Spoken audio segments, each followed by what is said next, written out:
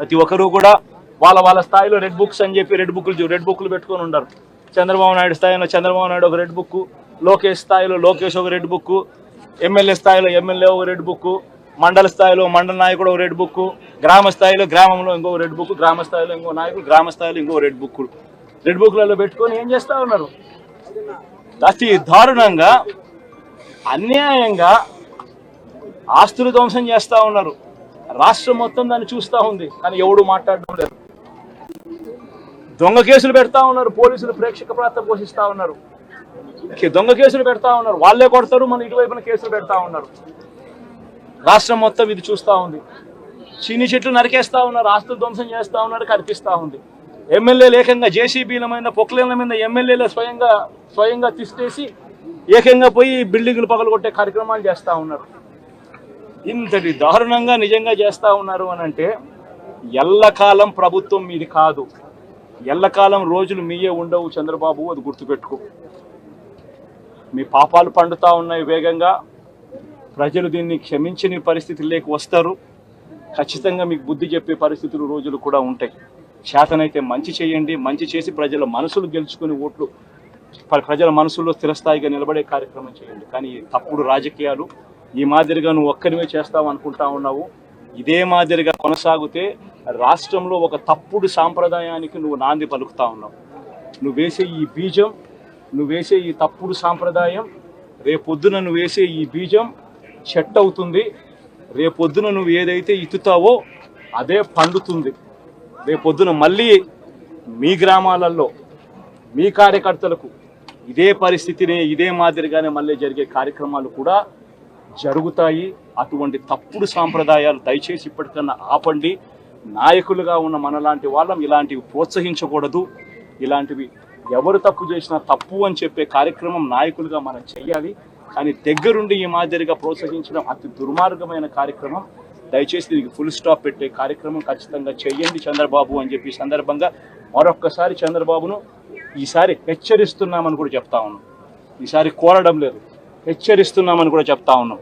ఇదే మాదిరిగా జరుగుతూ పోతా ఉంటే మాత్రం ఎవరైనా కూడా ఊరుకునే కార్యక్రమం జరగదు. రియాక్షన్ అనేది ఖచ్చితంగా ఉంటుందని కూడా చంద్రబాబు నాయుడు సందర్భంగా గట్టిగా చెప్తారు. రెడ్ బుక్ కక్ష సాధింపు చర్య కాదు, దయచేసి మీరు అది అర్థం చేసుకోండి.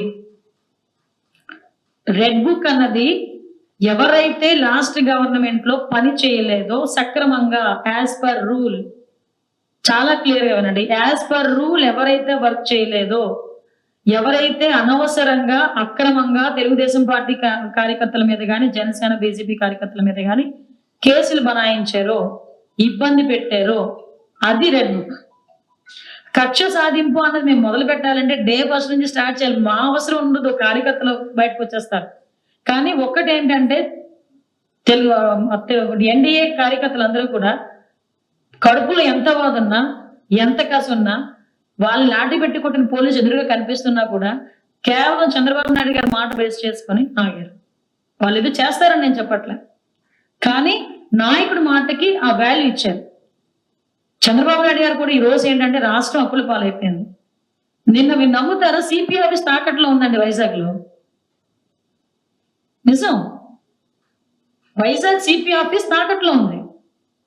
ఆ సిపి పరిస్థితి నేనే డబ్బులు కట్టలేదు అనుకోండి, ఏదో ఒక రోజు వచ్చి నోటీస్ అంటిస్తాడు సిపి ఆఫీస్కి. ఎక్కడికి వెళ్ళిపోతాడు సిపి పెట్టిబేడ పట్టుకొని. ఈరోజు సిచ్యువేషన్ అంత దారుణంగా ఉంది.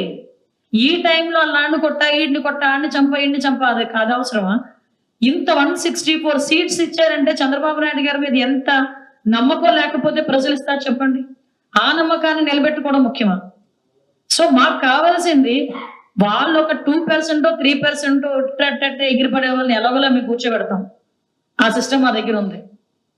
మిగతా 90% వాట్ ఎవరి ఏం కోరుకుంటున్నారో దాని మీద మేము పనిచేయాలి. నేను ఎగ్జాంపుల్ చెప్పా, అలాంటి మీ నంబరు సెక్యూరిటీ ఆఫీస్ తాకట్లో ఉంది, కలెక్టర్ ఆఫీస్ తాకట్లో ఉంది, సిపి ఆఫీస్ తాకట్లో ఉంది. అలాగ ఒకసారి రాష్ట్రం మొత్తం డిపార్ట్మెంట్ వాళ్ళు ఒకసారి చెక్ చేసుకుంటే ఎన్ని పోలీస్ స్టేషన్లు, ఎన్ని సిపి ఆఫీస్, ఇదైనా ఈ బిల్డింగ్ ఉందో లేదో చూడాలి, ఒకసారి తాకట్లో ఉందో లేదో. నిజమండి, ఒకసారి చెక్ చేసుకోవాలి మనం కూడా ఎప్పటికెప్పుడు. ఇది నిజంగా ఈ ఆఫీస్ చంద్రబాబు నాయుడు గారు కట్టించిన ఆఫీస్. నాకు AP housing corporation, police housing corporation వాళ్ళు వచ్చారు నా దగ్గరికి. ఈ 5 సంవత్సరాల్లో ఇది ఒకటేనండి లాస్ట్ ప్రాజెక్ట్ కట్టింది వాళ్ళు.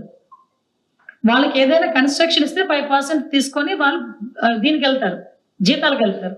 అంటే వాళ్ళు కంప్లీట్ గా 5 సంవత్సరాలు జీతాలు లేకుండా బతికేశారు. నేను కూడా ఏం చెప్తున్నానంటే పబ్లిక్ కి అప్పీల్, ఇలాంటి సిచ్యువేషన్ ఈరోజు రాష్ట్రం ఉంది.